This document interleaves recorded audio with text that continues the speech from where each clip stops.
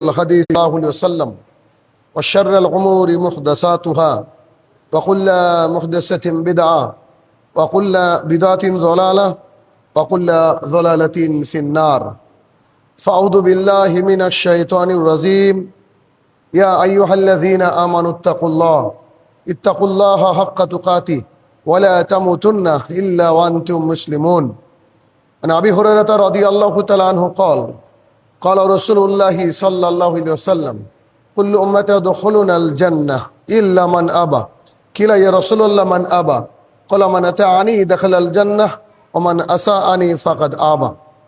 সম্মানিত উপস্থিতি, সর্বপ্রথম আল্লাহ সুবহানাহু ওয়া তাআলার বারগাহে শুকরিয়া জ্ঞাপন করব যে আল্লাহ তাআলা বিশ্ব নিয়ন্তা, বিশ্বের মালিক, আমাদের হায়াত এবং মওতের মালিক, যিনি সর্বক্ষণ আমাদেরকে রুজি দিয়ে থাকেন, যিনি বিচার দিবসের একক এবং একচ্ছত্র অধিপতি, সে রব্বুল ইজ্জাতের বারগাহে শুকরিয়া জ্ঞাপনার্থে আমরা বলি আলহামদুলিল্লাহ। অতঃপর সমগ্র মানব জাতির শিক্ষক, সমগ্র মানব জাতির পথ প্রদর্শক মুহাম্মদুর রাসূলুল্লাহ সাল্লাল্লাহু আলাইহি সাল্লামের ওপর শতকোটি সালাত ও সালাম বর্ষিত হোক, আমরা বলি আল্লাহুম্মা আমিন।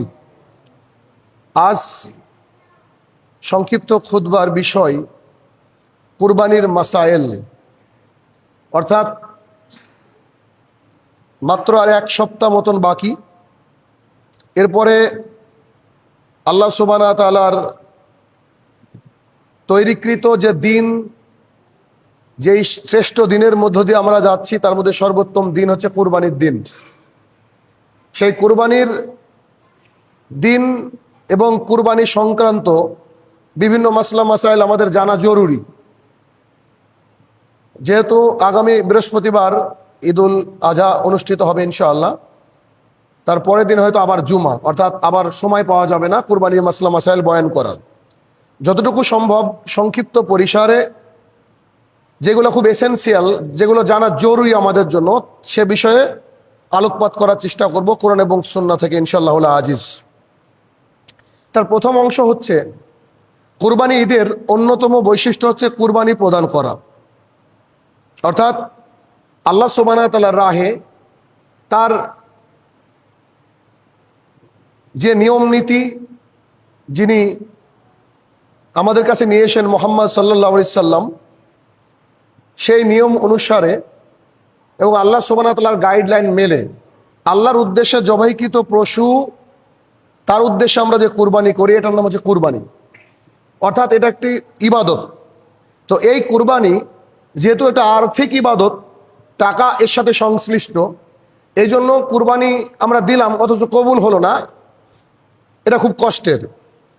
এই জন্য প্রথম পয়েন্টটা রাখা হয়েছে যে কুরবানি কবুল হওয়ার জন্য শর্ত, মানে কি হলে কুরবানি কবুল হবে আর কি হলে কুরবানি কবুল হবে না। তার এক নম্বর পয়েন্ট হচ্ছে যিনি কুরবানি দিবেন, কুরবানির দাতা, তার নিয়াতকে হতে হবে বিশুদ্ধ, তার নিয়াতকে বিশুদ্ধ হতে হবে। যদি নিয়াত বিশুদ্ধ না থাকে, আমি যদি অনেক টাকা খরচ করে খুব মোটা তাজা পশু কুরবানি করি, বিশাল আকৃতির পশু কুরবানি করি, তবুও সেটা আল্লাহ সুবহানাহু ওয়া তাআলার কাছে গৃহীত হবে না, আমাদের অর্থের যে অপচয় সেটা ঘটবে। তাহলে আগে হচ্ছে কুরবানি দাতার হচ্ছে নিয়াত, যেটা কোরআনুল কারীমের একটা খুব প্রচলিত এবং বিখ্যাত আয়াত, যেটা আমরা সবাই জানি।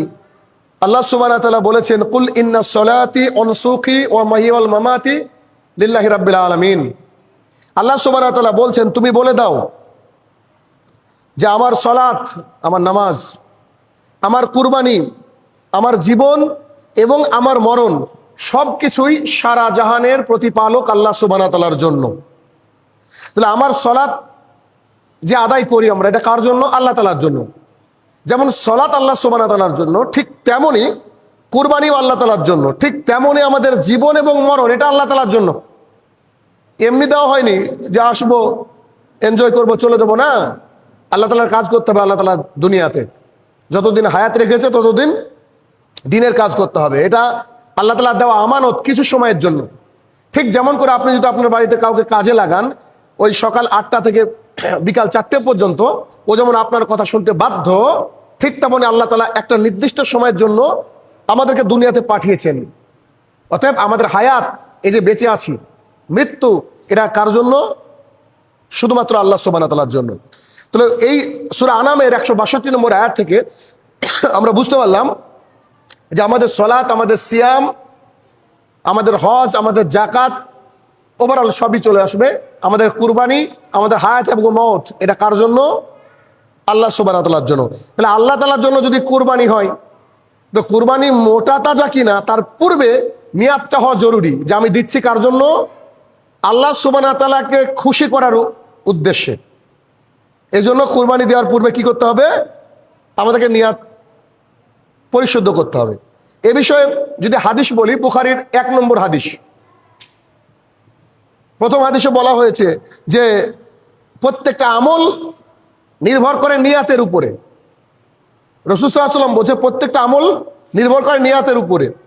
কেউ যদি হিজরত করে আল্লাহ এবং আল্লাহ রাসূল সাল্লাল্লাহু আলাইহি ওয়াসাল্লামের জন্য, তাহলে তারা তাকে পাবে। আর কেউ যদি এই নিয়াতে হিজরত করে যে সম্পদ, নারী ইত্যাদি, তাহলে সে তাকে পাবে। মানে হাদিসের একটু নির্যাস আপনারা আমার ভাষায় বলার চেষ্টা করলাম, হাদিস অনেক লম্বা, ওমর ইবনুল খাত্তাব রাদিয়াল্লাহু আনহু থেকে বর্ণিত হাদিস। তাহলে বোঝা গেল যে আমাদের কোনো ইবাদত করতে গেলে নিয়াতটা আগে জরুরি। আমার নিয়াত যদি লোক দেখানো থাকে, তাহলে রাজস্থান থেকে উট এনে দিলেও আমার কুরবানি কবুল হবে না, বরং গোনা হবে। অথচ আমার দারিদ্রতা রয়েছে, আমি গরিব মানুষ, একটা ছোট ছাগল আমি কিনেছি, কিন্তু আমার নিয়াত একেবারে স্ট্রং না, আমি আল্লাহ তাআলার জন্যই দিচ্ছি, আল্লাহ জানছে আমার আর্থিক পজিশন কি, ওই কুরবানিটা কবুল হবে, বরং রাজস্থান থেকে আনা উট কবুল হবে না। তো 1 নম্বর বিষয় হচ্ছে কি? কুরবানি কবুল হওয়ার শর্ত নিয়াত। শুধু কুরবানি নয়, এখান থেকে বুঝে নেন যাবতীয় ইবাদত কবুল হওয়ার জন্য শর্ত হচ্ছে নিয়াত। আজকে যেমন আসলাম, এটা লোক দেখানো নয়, না, আমার আল্লাহ সুবহানাহু ওয়া তাআলার মুয়াজ্জিন ডেকেছে, আমাকে আসতে হবে, ব্যাস, আল্লাহ তাআলার রাস্তায় আমাকে সালাত আদায় করতে হবে, এতটুকু। পয়েন্ট নম্বর 2, যিনি কুরবানি দিবেন তথা কুরবানি দাতা, তিনি যেন রিয়া আর সুমআ এই দুটো থেকে মুক্ত হতে পারেন। তা কি? রিয়া হচ্ছে লোক দেখানো আমল, যে আমি সবচেয়ে বড় কুরবানি কিনেছি মানুষকে দেখানোর জন্য। যদিও দুটো সিমিলার ওয়ার্ড অনেকটাই। রিয়া আসলে এটা যে লোককে দেখিয়ে ইবাদত করা। এমনি তো সিয়াম থাকি না, কিন্তু মানুষে কি বলবে, বাড়ির লোক কি বলবে, তার জন্য সিয়াম। এমনি তো সালাত আদায় করি না, জুমার দিনে বসে থাকলে মানুষ কি বলবে, তো যাই সালাত আদায় করতে। এই হচ্ছে ধ্বংসাত্মক আমল। ঠিক তেমনি আমি কুরবানি দিব, আমার মেয়ের বিয়ে দিয়েছি, ছেলের বিয়ে দিয়েছি, তাদের বাড়িতে গোস্ত না গেলে কি হবে, আমার এতগুলো আত্মীয় স্বজন, তার বাড়িতে গোস্ত না দিলে কেমন হবে, এই যে উদ্দেশ্য, এই যে লোক দেখানো আমল, আল্লাহ তাআলার জন্য নয়, এর নাম হচ্ছে রিয়া। এ থেকে কি করতে হবে? আমাদেরকে বেঁচে থাকতে হবে, 1 নম্বর। আর সুমা, এটা কি? এটা হচ্ছে প্রশংসা পাওয়া। আমি একটা বড় গরু কিনেছি, আমি বড় একটা ছাগল কিনেছি, বড় একটা উট এনেছি, আমার উদ্দেশ্য এইটা যে এলাকার মানুষ বলবে যে এবারের সবচেয়ে বড় ছাগলটা উনি দিচ্ছেন, বড় উটটা উনি দিচ্ছেন। এই যে প্রশংসা, সবচেয়ে বড় কুরবানি এবার আমার, এই চিন্তাধারা যদি কারোর মধ্যে আসে, সেটা হয়ে গেল সুমা, অর্থাৎ মানুষের কাছ থেকে প্রশংসা পাওয়া। এই দুটোই হচ্ছে আমাদের কুরবানি নামক ইবাদতকে ধ্বংস করে দিবে। কেন? রিয়া আমলকে ধ্বংস করে দেয়, আর সুমাও আমলকে ধ্বংস করে দেয়। এই দুটো থেকে কি করতে হবে? আমাদেরকে বেঁচে থাকতে হবে। আল্লাহ সুবহানাহু ওয়া তাআলা বলেন, হে মুমিনগণ, আল্লাহ তাআলা মুমিনদেরকে ডাক দিয়ে বলেন যে তোমরা খোটা মানে ওই যে আজে বাজে কথা বলা এবং কষ্ট দেওয়ার উদ্দেশ্যে তোমাদের সাদকা বাতিল হয়ে যায়। কাউকে দান করলেন, দান করার পর বলে আমি আপনাকে এরকম সাহায্য করলাম আর আপনি আমার সাথে এমন করলেন, না, বলা যাবে না, বাতিল হয়ে যায়। সেই ব্যক্তির মতো যে ব্যক্তি অনেক সম্পদকে মানে লোক দেখানোর উদ্দেশ্যে সম্পদকে ব্যয় করে, মানুষকে মানে শেষ দিবস অর্থাৎ কিয়ামতের মাঠের প্রতি তার বিশ্বাস থাকে না, এরকম। অতঃপর রাসূল সাল্লাল্লাহু আলাইহি ওয়াসাল্লাম একটা দারুণ অসাধারণ একটা উপমা দিলেন, যেটা মসৃণ পাথর, একেবারে ঝকঝক করছে এমন পাথর, তার উপরে কিছুটা মাটি জমা হলো, মাটি, মসৃণ পাথর, মাটি জমা হলো। এরপরে প্রবল ঝড় বৃষ্টি শুরু হলো। ঝড় বৃষ্টিতে এসে পাথরের উপরে পড়ে একেবারে পরিষ্কার করে পাথরকে ঝকঝকে করে দিল, যেমন আগের পজিশনে ছিল। ঠিক তেমনি কেউ যদি লোক দেখানো আমল করে, প্রশংসা পাওয়ার জন্য যদি কোনো কাজ করে, তাহলে তার ওই প্রশংসা পাওয়া লোক দেখানোর কারণে সে যে কুরবানি দিয়েছিল, সে যে হজ করেছিল, সে যে সালাত আদায় করেছিল, এগুলোকে ধুয়ে মুছে পরিষ্কার করে, যেমন পাথরে কিছু থাকে না, তেমন আপনাকে আমাকে আল্লাহ তাআলা কিয়ামতের মাঠে দাঁড় করাবেন। না কুরবানি থাকবে, না সালাত থাকবে, না আমাদের হজ থাকবে, যদি আমাদের এই রিয়া অন্তরে একবার গেঁথে যায়। অতএব এখান থেকে কি করতে হবে?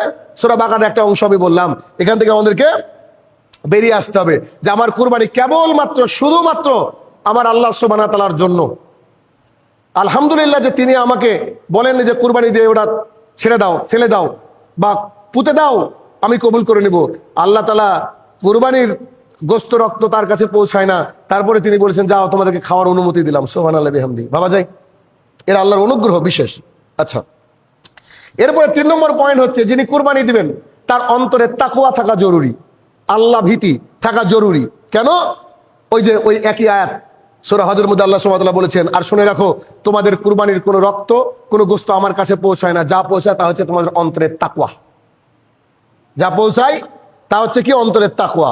আর তাকওয়াটাই হচ্ছে মূল উদ্দেশ্য।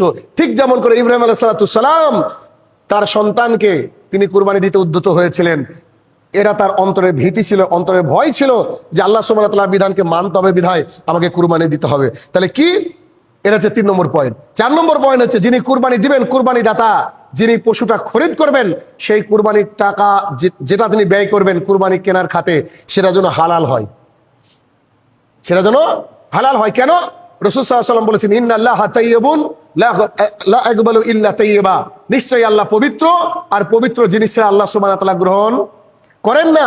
আল্লাহ সুবহানাহু ওয়া তাআলা কোরআনুল কারীমের মধ্যে বলেছেন, ইয়া আইয়ুহার রাসূল, ও আমার নবী, নবীগণ তোমরা শোনো, কুলু মিনাত তাইয়্যিবা, তোমরা যে খাবার খাবা সেটা যেন পবিত্র এবং হালাল হয়।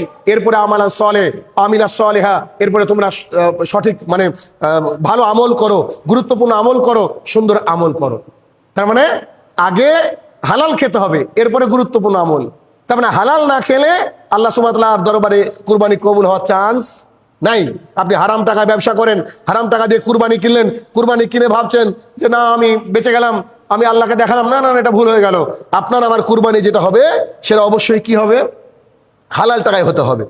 আচ্ছা, এরপরে 5 নম্বর পয়েন্ট, যেটা খুবই কঠিন একটা পয়েন্ট, যদি আমাদের সমাজে এটাকে মান্যতা দেওয়া হয় না, সেটা কি? সেটা হচ্ছে কুরবানি দাতা যিনি কুরবানি দিবেন তিনাকে 5 ওয়াক্তের মুসল্লি হতে হবে। কারণ পাসপোর্ট করবেন, শখ করেছেন সৌদি আরব যাবেন, ভালো কথা, কিন্তু আধার কার্ড এখনো হয়নি। পাসপোর্ট অফিসে যাওয়ার চেয়ে আগে আধার কার্ড করতে হবে। কেন? ওখানে গিয়ে অ্যাকসেপ্ট হবেন, এটা পাড়ার লোকই বলে, যে কেউ মূর্খ মানুষকে বললে ও বলতে পারবে। তার মানে বোঝা গেল যে আপনি সৌদি আরবে যাওয়ার শখ, তার আগে পাসপোর্ট লাগবে, আর পাসপোর্ট করতে গেলে তার আগে লাগবে আধার কার্ড। ঠিক তেমনি কোন আমলকে কবুল করাতে গেলে আগে মুসলমান হতে হবে। আর মুসলমানের 1 নম্বর অন্যতম বৈশিষ্ট্য হচ্ছে সেই ব্যক্তি 5 ওয়াক্ত সালাত আদায় করতে হবে। যার সালাত নাই সে মুসল্লি নাই। আপনি চাইলে আমি 20, 30, 40টা হাদিস পেশ করতে পারবো, আল্লাহ তাআলা চাইলে, ইনশাআল্লাহ। এত হাদিস রয়েছে এই বিষয়ে। সমস্ত উলামায়ে দ্বীন একমত, যে ব্যক্তির সালাত নাই সে ব্যক্তি মুসলমানই নয়। বেশিরভাগ উলামায়ে দ্বীনের মত এইটা। তাহলে যিনি মুসলমান না তার কুরবানি আল্লাহ কি করে কবুল করবে? সোজা কথা। তাহলে কি? যিনি কুরবানি দাতা হবেন তিনাকে অবশ্যই 5 ওয়াক্তের মুসল্লি হতে হবে। অথচ আমাদের সমাজে দেখা যায় বেশিরভাগই বেনামাজিরাই কুরবানি দেয়। বৃহত্তর সমাজে খেয়াল করে দেখবেন, যাদের টাকা পয়সা আছে কিন্তু সালাত আদায় করে না, এমনি ইচ্ছা হলো কুরবানি দিয়ে দিল, কি খাওয়া হয় ইত্যাদি ইত্যাদি ইত্যাদি। তাহলে এই গেল প্রাথমিক শর্ত। দ্বিতীয় বিষয় যেখানে আলোচনা করব তা হচ্ছে এই যে কুরবানি দাতা সংক্রান্ত যে মাসাইল, তা দেখবো একটু। সেটা কি? যুলহিজ্জা মাস যখন শুরু হয়ে যাবে, যেটা শুরু হয়েছে অলরেডি, যিনি কুরবানি দেওয়ার নিয়াত করেন তিনি যেন তিনার চুল নখ স্পর্শ না করেন, না কাটেন। হাদিস উম্মু সালামা রাদিয়াল্লাহু তাআলা আনহা বলেন, আমি রাসূল সাল্লাল্লাহু আলাইহি ওয়াসাল্লামকে বলতে শুনেছি বা তিনি বলেছেন, যখন যুলহিজ্জা মাসের প্রথম 10 দিন অতিবাহিত করো বা উপস্থিত হয়, যখন তোমাদের মাঝে যুলহিজ্জা মাস উপস্থিত হয়ে গেল, তোমাদের যে কেউ কুরবানি নিয়াত করে সে যেন তার চুল এবং নখের কোনো কিছু স্পর্শ না করে, অর্থাৎ না কাটে। মুসলিম শরীফের হাদিস 1977, 1977 নম্বর হাদিস। তাহলে অত্র হাদিসে বোঝা যাচ্ছে যিনি কুরবানির দাতা তিনি মানলেই হবে যে চুল নাক তিনি কাটতে পারবেন না, যেটা এখন এই কথা বলে আর লাভ নেই, তারপরে যদি কেউ না জানে এটা জানার একটা বিষয়। আচ্ছা, 2 নম্বর পয়েন্ট হচ্ছে কুরবানি দাতারা চাইলে উট এবং গরু কুরবানিতে ভাগা দিতে পারে। যদি এটা নিয়ে অনেক বড় ইখতিলাফ রয়েছে, তবুও বেশিরভাগ উলামায়ে দ্বীন বলছে ভাগা দেওয়া যায়। সেটা কি? জাবির ইবনে আব্দুল্লাহ রাদিয়াল্লাহু তাআলা আনহু বলেন যে হুদাইবিয়ার যে বছর, মানে 6ষ্ঠ হিজরি, হুদাইবিয়া সন্ধি হয় 6ষ্ঠ হিজরি, আমরা রাসূল সাল্লাল্লাহু আলাইহি সাল্লামের সাথে ছিলাম। তখন আমরা একটা উটে 7 জন শরীক হলাম, মানে সফরে ছিলাম। যদিও সমস্ত হাদিসগুলাই সফরের, 7টা ভাগ করলাম কিসে? উটে। আর গরুতেও আমরা 7টা ভাগ করলাম। আর একটা হাদিস আছে ইবনু আব্বাস রাদিয়াল্লাহু আনহু থেকে বর্ণিত, সেখানে রাসূল সাল্লাল্লাহু আলাইহি ওয়াসাল্লামের সাথে আমরা উটে 10 ভাগ আর গরুতে 7 ভাগ আমরা করলাম। যদিও অনেকে বলছেন যে না, এগুলো তো সফরের হাদিস, সফরে। আসলে যারা বলছেন একেবারে হবে না, তারাও বাড়াবাড়ি করছেন। আর যারা বলছে যা হবে বলে আর অন্যান্য কিছু দিচ্ছেন না, 10,000 5,000 টাকা ভাগা পেয়ে যাচ্ছেন, তারাও নিয়াতে ত্রুটি আছে বলে আমি মনে করি। এটা আমার ব্যক্তিগত মত এইটা যে আপনার কাছে অর্থ আছে, আপনি একটা ছাগল দেন, দরকার নাই কিছু দেওয়ার। আর নাই থাকলো এবছর গুছান, টাকা গুছিয়ে থাকেন, সামনে বছর আরেকটু গুছিয়ে একটা কুরবানি দেন নিজের জন্য। এটা এ বিষয়ে কোনো ইখতিলাফ নাই। একান্তই আপনি পাচ্ছেন না কিছু করতে, তখন আপনি আপনার নিয়াত ভালো রেখে যারা 5 ওয়াক্তের মুসল্লি এমন 7 জন ব্যক্তির সাথে কুরবানি দেন। কিন্তু বর্তমান সময়ে দেখা যাবে যিনি কুরবানির কথা আলোচনা শুরু করলেন তিনি দেখা যাবে তার টাকাটা হারাম, আর তার সাথে গিয়ে আপনি কুরবানি দিলেন। এখানে আবার আরেকটা ডাউট আছে, তাহলে কি? এ হচ্ছে বিষয়। তাহলে এইখান থেকে আমাদেরকে বাঁচতে হবে, মানে যিনি হারামখোর তার সাথে আপনি কুরবানি কেন দিতে গেলেন? বাঁচবেন। আর যদি পান তো একসাথে নিজের পরিবারের 7 জন হলে দিলেন, অসুবিধা নেই। আর পরের পয়েন্ট হচ্ছে যদি আর্থিক সামর্থ্য থাকে অবশ্যই কুরবানি দেওয়া উচিত। আর্থিক সামর্থ্য কার আছে আর না আছে এটার জন্য কোনো নিসাব নাই। যেমন জাকাতের একটা নিসাব আছে, এটা আল্লাহ সুবহানাহু ওয়া তাআলা জানেন। আপনার আমার আর্থিক সচ্ছলতা কতটা, এটা আল্লাহ তাআলা ছাড়া কেউ জানে না। আপনি আমি যতই গরিবই দেখাই অথবা বড় লোকই দেখাই, এটা কতটুকু কার মাল সম্পদ আছে এটা আল্লাহ তাআলা জানে। আবু হুরায়রা রাদিয়াল্লাহু তাআলা আনহু বলেন রাসূল সাল্লাল্লাহু আলাইহি ওয়াসাল্লাম বলেছেন, খুব কড়া হাদিস, তিনি বলেছেন যিনি সামর্থ্য থাকা সত্ত্বেও কুরবানি দিল না তিনি যেন আমাদের ঈদগাহে না আসে। কড়া বার্তা। আসলে এটার মাধ্যমে তিনি বোঝাতে চেয়েছেন যে কুরবানি দেওয়াটা আসলে জরুরি, কারণ ওই দিনটায় তো মানুষ প্রাণ খুলে একটু খায়। হতদরিদ্র মানুষ যারা খেতে পায় না সারা বছর গোস্ত, তারা সেই দিনটা খায়, তাহলে তাদের দেওয়া উচিত। আর্থিক সচ্ছলতা সম্পন্ন ব্যক্তি যদি কুরবানি না দেয় তাহলে আর কে গরিবদেরকে খাওয়ানোর জন্য আর কে ভাববে? ভাবনার কোনো জায়গা নেই।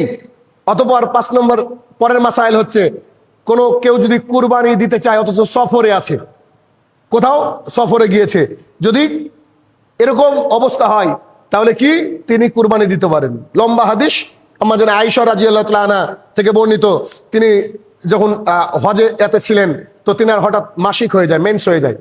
অতঃপর তিনি বসে কাঁদতে শুরু করেন। তখন রাসূল সাল্লাল্লাহু আলাইহি ওয়াসাল্লাম বলছে কি হলো? তো বলছে আমার এই ঘটনা ঘটেছে। তখন বলছেন এটা তো আল্লাহ তাআলা প্রদত্ত, আমি হাদিসের সার নির্দেশ বলছি, এটা তো আদম আলাইহিস সালামের জামানা থেকে নারীদের হয়ে আসছে, এটা ন্যাচারাল ব্যাপার, তো কান্নার কি আছে? তুমি সব করো, শুধু কাবার তো আপটা বন্ধ রাখো। অতঃপর তিনি বলছেন আমি বসেছিলাম তাঁবুর মধ্যে, একজন দেখছে আমাকে গোস্ত এনে উপহার, মানে গরু কুরবানির গোস্ত আমার কাছে নিয়ে আসলেন। এসে আমি বললাম এটা কি?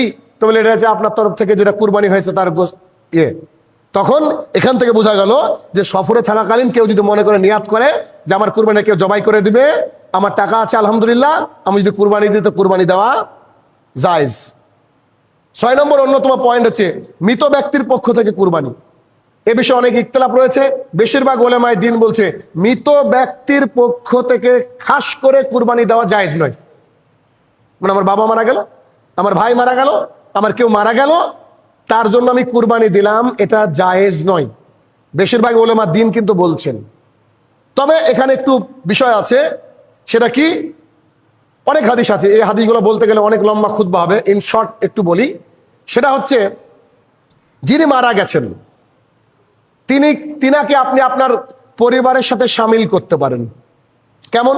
কুরবানি দেওয়ার সময় আপনার আমার নিয়াতটা এমন হতে পারে যে আমার পরিবারে যতজন সদস্য আল্লাহ যারা ছিল এবং চলে গেছে, সরি যারা আছে এবং চলে গেছে, সবাইকে শামিল করলাম আমার কুরবানির মধ্যে, এটা এতটুকু নিয়াত করে রাখলেন। তাহলে আল্লাহ তাআলা চাইলে ওই ব্যক্তির কাছে সব পৌঁছে দিতে পারে। এর দলিল কি নিব আমরা? এর দলিল হচ্ছে রাসূল সাল্লাল্লাহু আলাইহি ওয়াসাল্লামের কাছ থেকে চলে গেলেন তিনার সবচেয়ে প্রিয়তমা স্ত্রী খাদিজা রাদিয়াল্লাহু তাআলা আনহা, যাকে তিনি ভুলতে পারেননি জীবনের শেষ পর্যায় পর্যন্ত।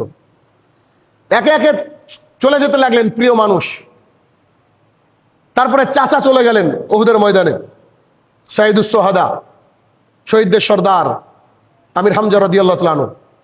তারপরে তিনি যখন কুরবানি প্রদান করলেন, তখন তিনি বলেছিলেন, এই কুরবানি আমার পক্ষ থেকে,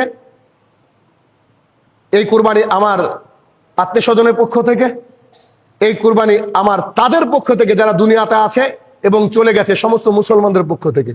মানে গোটা পৃথিবীর মানুষের তরফ থেকে তিনি দোয়া করেছিলেন। এখান থেকে বোঝা যায়, উলামায়ে দ্বীন বের করে বলছেন, হ্যাঁ তাহলে কুরবানি এটা হচ্ছে মৃত ব্যক্তিকে শামিল করা যেতে পারে। এখানে আরেকটা মাসলা জেনে রাখতে হবে।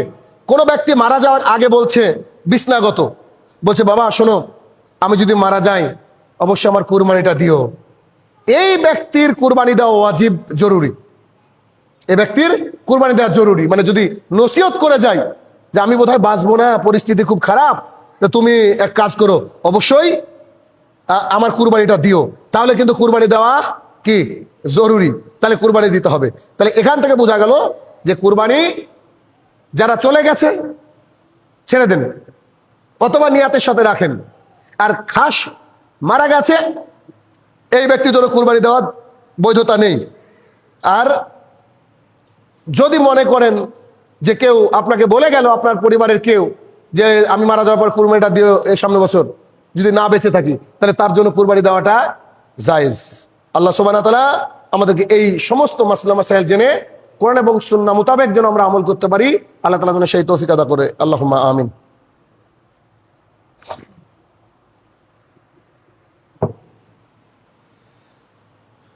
আলহামদুলিল্লাহি ওয়াহদা ওয়াসসালাতু ওয়াসসালামু আলা মান লা নাবিয়্যা বাদা, আম্মা বাদ। এরপরে আমরা কুরবানির পশু সংক্রান্ত কয়েকটা বিষয় জানার চেষ্টা করব। তার 1 নম্বর পয়েন্ট হচ্ছে কুরবানির জন্য উত্তম পশু কিনতে হবে। উত্তম সেটা কি? আনাস রাদিয়াল্লাহু তাআলা আনহু বলেন,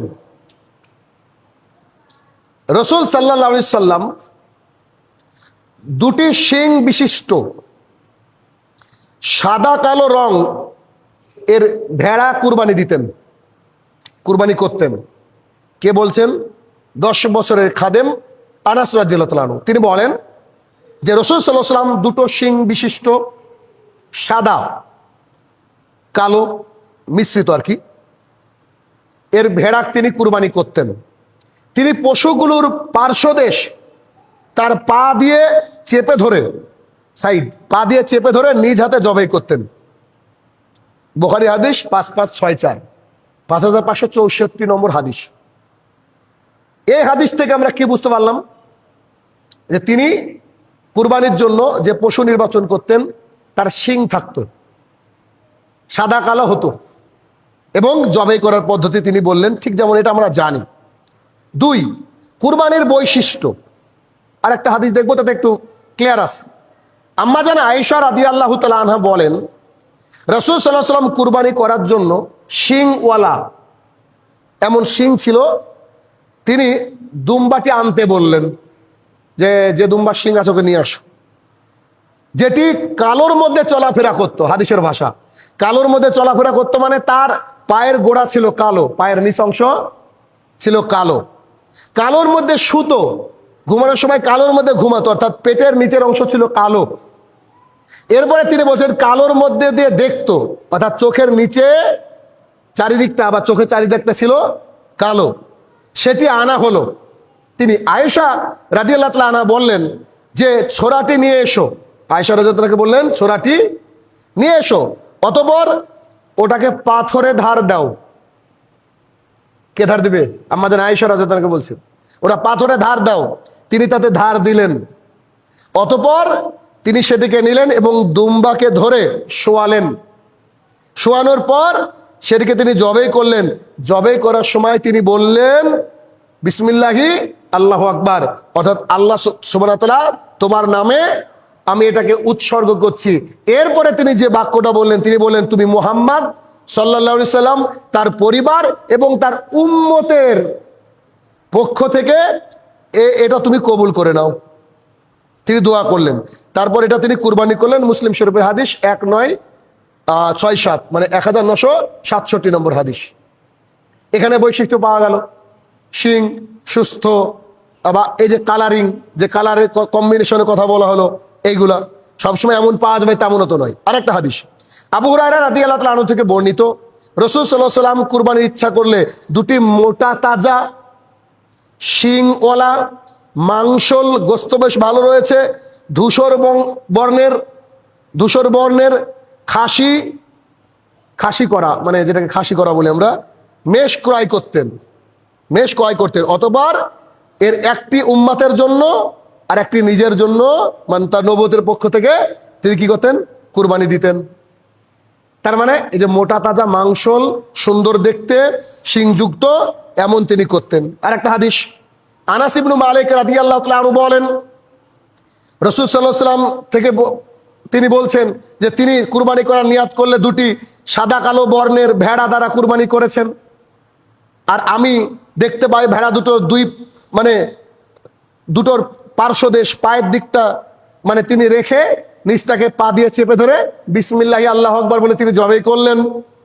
আরো হাদিস রয়েছে প্রচুর, তো এই হাদিসটা বলতে হবে। জাবের রাদিয়াল্লাহু তাআলা আনহু বলেন, রাসূল সাল্লাল্লাহু আলাইহি ওয়াসাল্লাম বলেছেন যে তোমরা মুসিন্না, অর্থাৎ দাঁতওয়ালা, এই যে দাঁত, যেটাকে আমরা দাঁতওয়ালা বলি, দুধের দাঁত পড়ে গেছে, এমন ভেঙে গেছে, দাঁতওয়ালা ছাড়া কুরবানি করবে না, এই যে শর্ত।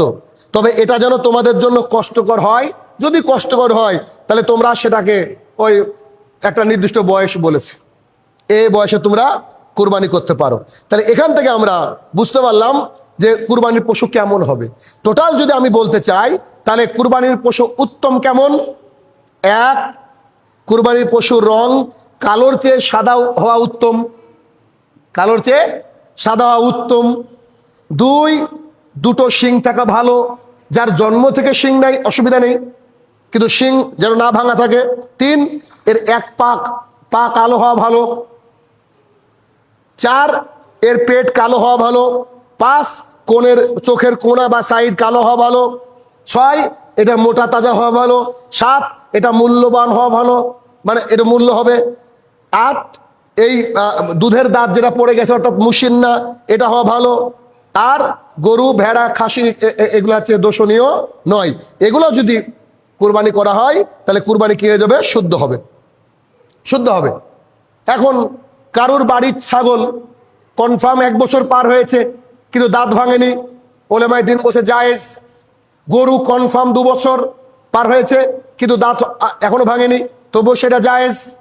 কিন্তু আপনি অন্যজনের বাড়িতে কিনছেন আর সে আপনাকে বলছে না না অসুবিধা না, এটা নিয়ে যান, এরকম করে নেওয়া যাবে না। কেন? এতে অসুবিধা আছে। তাহলে কি এই বিষয় খেয়াল রাখতে হবে। আচ্ছা, এবার আমরা জানবো কুরবানির কোন কোন ত্রুটির কথা রাসূল সাল্লাল্লাহু আলাইহি ওয়াসাল্লাম উল্লেখ করেছেন, যে এই ত্রুটি থাকলে তোমরা কুরবানি দিও না, এটা দেখে নিতে হবে। রাসূল সাল্লাল্লাহু আলাইহি ওয়াসাল্লাম তার হাতের ইশারা দিয়ে বললেন যে তোমরা এই 4 প্রকারের কুরবানি করলে তা যথেষ্ট হবে না। তিনি 4 এরকম করে দেখিয়ে বললেন 4 প্রকারের কুরবানি করলে তোমাদের জন্য যথেষ্ট হবে না। এক, অন্ধ, একেবারে সুস্পষ্ট কানা, অন্ধ, দেখতে পায় না, যা 2 চোখের কোনো আলো নেই, এমন পশু কুরবানি করতে নিষেধ করেছেন মুহাম্মদ সাল্লাল্লাহু আলাইহি সাল্লাম। 2, রুগ্ন পশু, দেখলে বোঝা যাবে ও চিররোগা, দেখে বোঝা যাবে ও রোগা, এমন পশু কুরবানি করতে নিষেধ করেছেন। 3, খোড়া বা পঙ্গুত্ব, খুঁড়িয়ে চলে বা পঙ্গু, দেখলে বুঝতে পারবেন। আর 4, এতটাই দুর্বল যে তার মজ্জা একেবারে শুকিয়ে গেছে, গোস্ত নাই, একেবারে খিটখিটে হয়ে গেছে। ঠিক যেমন করে দেশের সরকার বলেছে না 14 বছর পর গরু কুরবানি দিতে হবে, হাস্যকর জিনিস, মানে আইসক্রিম খাও কিন্তু আইসক্রিম যেন ঠান্ডা না হয়, কথা এরকম। তো ওই রকম একটা ব্যাপার, অর্থাৎ কুরবানি দিতে হবে তাই কিছু একটা ধরে নিয়ে এসে কুরবানি দিলাম, না না, অত সহজ না, এটা ইবাদত, এটা আর্থিক ইবাদত। যতটুকু সামর্থ্য আছে ততটুকু সুন্দর করে কুরবানি দেওয়ার আপনাকে চেষ্টা করতে হবে। আর বুঝতে হবে যে যে পশু তোমার আমার পছন্দ নয়, আপনার আমার পছন্দ নয়, সে পশু কুরবানি না দেওয়াই ভালো। সহজ কথা। কারণ যেটা আমার পছন্দ নয় আমি কুরবানি দিলাম, আপনাকে দেখেই যেন ভালো লাগে যে মাশাআল্লাহ কত সুন্দর কুরবানি। কারণ আমরা দিচ্ছি কার জন্য?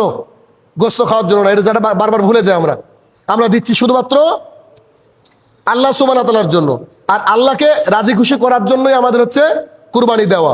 অতএব এই উপরোক্ত হাদিস থেকে বোঝা গেল স্পষ্ট কানা কুরবানি হবে না, স্পষ্ট রোগা কুরবানি হবে না, স্পষ্ট খোড়া ল্যাংড়া কুরবানি হবে না, আর স্পষ্ট দুর্বল কুরবানি হবে না। এখন একটা বিষয়, শিং একটা ভেঙে গেছে, কুরবানি হবে না? জি হবে, কিন্তু কেনার সময় না কেনাই উত্তম। এটা শিং ভেঙে গেছে, বা কানে এখন বোতাম টোতাম লাগাচ্ছে, কদিন পর তো আধার কার্ডও হবে বোতাম মনে হচ্ছে গরুর বা ছাগলেরও কদিন পর হতে পারে, এরকম বোতাম লাগানো থাকলে জায়েজ, তবে স্পষ্টত না কেনাই উচিত। আর এমন পশু যার আদেশ শিং নেই, শিংই নাই, তার জন্মে থেকে শিং নাই, এমন পশু কুরবানি জায়েজ। শরীরে কোথাও ছোটখাটো একটু দাগ, অতটা বোঝা যায় না বা ক্ষতিকারক কিছু নাই, তবে সেটাও জায়েজ। কোনো পশু টেরা, মানে চোখটা এদিকে তাকায় এদিকে এ মনে হয়, এটাও কুরবানি দেওয়া জায়েজ। আর দাঁত ভেঙে গেছে, দাঁত গজায়নি কিন্তু টাইম পার হয়ে গেছে, সেই পশু কুরবানি দেওয়া জায়েজ। সর্বশেষ মাসালা, যে আমরা কি মহিষ কুরবানি দিতে পারবো? শেখ সালেহ আল উসাইমিন তিনি বলেছেন যে রহিমাহুল্লাহ তিনি বলেছেন যে মহিষ হচ্ছে গরুর প্রজাতি। যদি তোমরা চাও তাহলে তোমরা মহিষ কুরবানি দিতে পারো। মহিষ গরুর প্রজাতি, সেম সেম। আল্লাহ রাসূল 4 ক্যাটাগরির কুরবানির কথা বলেছেন, মহিষ আর গরু সেম এটা বলেছেন। তাহলে কি এটা কুরবানি দেওয়া জায়েজ। এ হচ্ছে কুরবানির মাসালা। আর যেগুলা প্রত্যেকবারই বলা হয় সেগুলো আমি আর উল্লেখ করলাম না, যে কুরবানির নেকির উদ্দেশ্য কুরবানির গলায় যে কোনো কিছুটা বেঁধে রাখলেন, এটাকে রক্তে ভিজিয়ে বাড়িতে রেখে দেওয়া, কুরবানির কোনো একটা অংশ ঝুলিয়ে রাখা বাড়িতে, বা তার রক্ত নিয়ে হোলি খেলা বা এরকম কিছু, এই ধরনের জিনিস, বা যিনি কাজ করলো তাকে গোস্ত বেশি দেওয়া, এইরকম কিছু থেকে আমাদেরকে দূরে থাকতে হবে। খাস করে আল্লাহ তাআলার জন্য কুরবানি দিচ্ছি, এটা মাথায় রেখে যদি আমরা কুরবানি দিই ইনশাআল্লাহ আমাদের কুরবানি কবুল হবে। হে আমার প্রতিপালক, আমাদের কুরবানি যেন উত্তম কুরবানি হয়, আমাদের কুরবানি যেন হাবিলের কুরবানির মতো কুরবানি হয়, আমাদের কুরবানির জন্য ইব্রাহিম আলাইহিস সালামের মতো কুরবানি হয়। আল্লাহ তুমি সেই তৌফিক আদা করো, আল্লাহুম্মা আমিন। আমরা যেন পুরো পশ্চিমবঙ্গ তথা ভারতবর্ষের মানুষ সহি সালামতে সুন্দরভাবে সুন্নাহ মোতাবেক যেন কুরবানি করতে পারি, আল্লাহ তুমি সেই তৌফিক আদা করো, আল্লাহুম্মা আমিন। হে আমার প্রতিপালক, যারা কবরের তলে শায়িত জানি না কি হালে রয়েছে, তারা যদি ক্ষমার যোগ্য হয় আল্লাহ তুমি তাদেরকে ক্ষমা দান করো, আল্লাহুম্মা আমিন। হে আমার প্রতিপালক, মুসলমানদের উপরে চারিদিকে যে অত্যাচার অবিচার চলছে, মাবুদ তুমি বিশ্ব নিয়ন্তা, তোমার ক্ষমতা সবার উপরে, আল্লাহ সেই অত্যাচারকে তুমি যত সম্ভব তাড়াতাড়ি সম্ভব সেই অত্যাচারকে বন্ধ করে এখানে আমন এবং শান্তি প্রতিষ্ঠা করো, আল্লাহুম্মা আমিন। আমরা যেন ভারতবর্ষে থেকে কোরআন এবং সুন্নাহ মোতাবেক আমাদের জীবন পরিচালনা করতে পারি, আল্লাহ তুমি সেই তৌফিক আদা করো, আল্লাহুম্মা আমিন। হে আমার প্রতিপালক, আমরা যেন হারাম থেকে ফিরে হালালের পথে আসতে পারি, আল্লাহ তুমি সেই তৌফিক আদা করো, আল্লাহুম্মা আমিন।